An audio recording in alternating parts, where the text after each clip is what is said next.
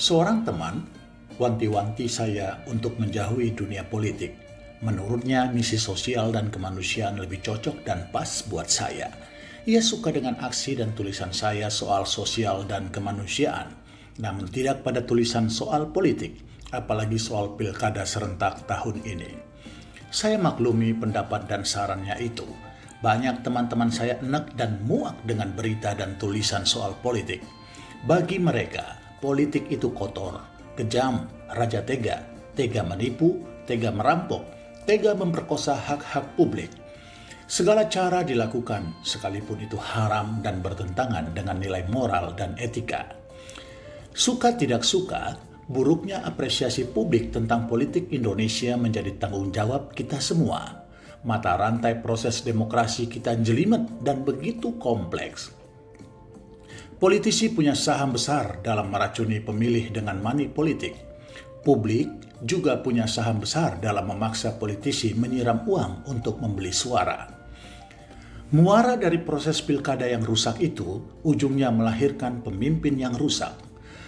Pemimpin yang dikuras kantongnya saat pilkada pasti akan menguras kekayaan daerahnya saat berkuasa. Tahun-tahun awal ia akan bekerja bagaimana mengembalikan modal. Tahun berikutnya bagaimana mengumpulkan pundi-pundi kekayaan. Gubernur gak bisa kerja, gubernur omdo, bikin sengsara kami saja, bodoh, teriak teman berkali-kali. Ia menyemburkan kemarahannya di media sosial miliknya. Saya geleng-geleng kepala sama si teman ini. Lucu melihat sikapnya. Satu sisi, dia menyarankan agar saya menjauhi politik. Ia meminta saya fokus pada aksi sosial dan kemanusiaan saja. Lucunya, dirinya malah sibuk nyerocos marah-marah pada kebijakan politik Gubernur Anies Baswedan yang katanya tidak bermutu, ngaco, gak beres, gak benar. Lah, bukankah marah-marah, ngomel-ngomel, misu-misu pada kebijakan politik juga bagian dari ekspresi berpolitik juga? Dulu saat Anies Baswedan ikut pilkada, kemana saja kamu? Kamu diam, kamu masa bodoh, kamu apatis, kamu tidak peduli. Lalu mengapa sekarang teriak kencang marah-marah pada Anies? Oh, saya tahu. Apakah karena kebijakan Anies itu sekarang membuatmu ngos-ngosan? Membuat hidupmu sekarang semaput? Mau tenggelam? Saya tersenyum melihat si teman ini. Dia sepertinya sudah putus asa, desperate. Tapi sialnya, ia tidak tahu mau berbuat apa. Bisnisnya kolaps, income-nya nol, pengeluarannya banyak. Walhasil, kegundahannya itu dilampiaskannya dengan misuh-misuh.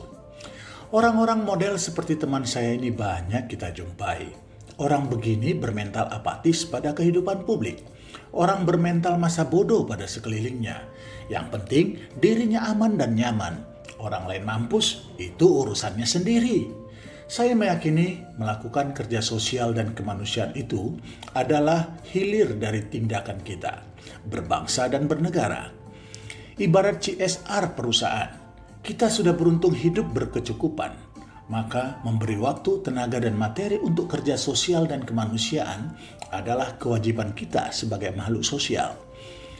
Sejarah mencatat, tragedi sosial dan kemanusiaan suatu negara hulunya berasal dari tataran kebijakan politik seorang pemimpin. Kita membaca sejarah, banyak tragedi sosial dan kemanusiaan lahir dari seorang pemimpin politik. Contohnya, lihat saja tragedi sosial kemanusiaan pada peristiwa 98 lalu. Perut rakyat lapar karena rejim korup, ujungnya kekacauan terjadi, kemiskinan melonjak, kemelaratan terjadi di mana-mana. Apolitis atau masa bodoh pada politik adalah cikal bakal terjadinya tragedi sosial dan kemanusiaan. Lihat saja apa yang terjadi pada suatu daerah yang dipimpin pemimpin yang tak becus dan korup. Pasti hancur semua tatanan ekonomi sosial dan politik di daerah tersebut. Saya berjuang di pilkada serentak sekarang ini adalah bagian dari ikhtiar saya untuk memastikan tragedi kemanusiaan itu tidak terjadi lagi. Tidak ada gunanya kita marah-marah atas ketidakberesan kepemimpinan seorang kepala daerah jika dia sudah dilantik. Mau jungkir balik mata melotot, misu-misu gak akan ngepek lagi. Lihat saja gimana Jakarta sekarang.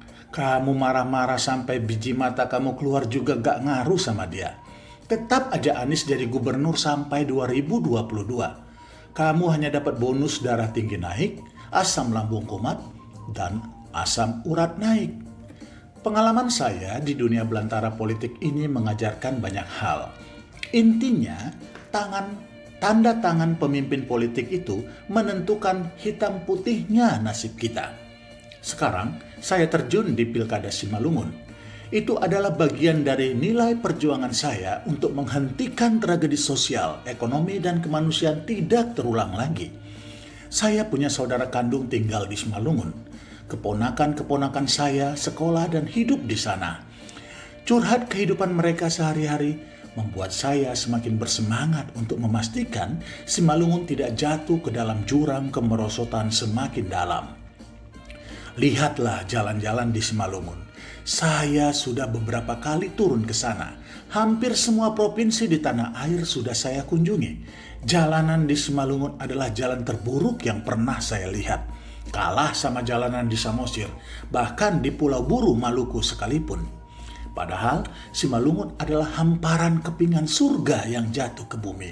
Tanahnya sangat subur, cuacanya sangat nyaman, alamnya sangat indah. Semua ada di sana. Lihat juga bagaimana birokrasi pemerintahan yang acak kadut, birokrasi yang membangun konflik internal. Saban bulan sibuk terus gonta-ganti pejabat eselon 2, 3, dan 4. Mirip kayak orang pilih-pilih beli baju.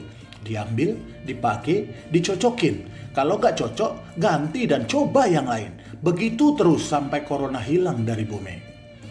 Birokrasi dibangun untuk melindungi kepentingan kekuasaan. Ujungnya, setiap kebijakan pemimpin menjauh dari keberpihakan dan kepentingan publik. Saya bukan omong kosong bicara seperti ini. Saya sudah bertemu langsung dengan teman-teman guru honorer se-Kabupaten Simalungun. Mereka curhat pada saya soal brengseknya manajemen pendidikan dan sekolah di sana. Saya juga bertemu dengan Panghulu Nagori atau kepala desa di Simalungun. Mendengarkan curhat mereka, seperti apa pengelolaan anggaran di kampung mereka.